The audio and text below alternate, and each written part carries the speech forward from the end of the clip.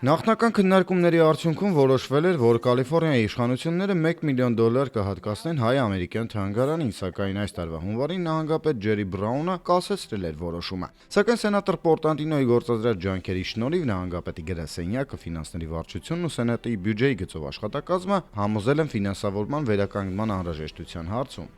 Շատ գոհ եմ եւ շնորհակալ նահանգային իշխանություններին Գլենդելում կառուցվելիք հայ-ամերիկյան թանգարանի ֆինանսավորումը վերականգնելու որոշման համար։ Վերջերս էլ սենատոր Էնթոնի Պորտանտինոյի, Քևին Դե Լեոնեի եւ բյուջեի հարցերով ենթահանձնաժողովի նախագահ Ռիչարդ Ռոթի նախաձեռնությամբ կայացած քննարկումների արդյունքում որոշվեց թանգարանի կառուցման համար տրամադրել եւս $3 միլիոն։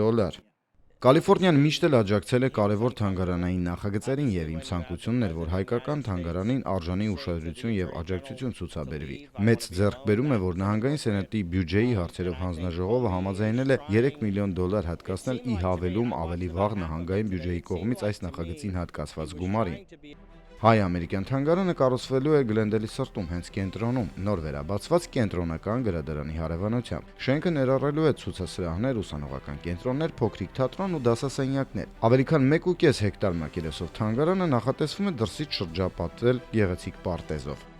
Տիգրան Զարյան, Էդվարդ Պետրոսյան, Pan Armenian TV։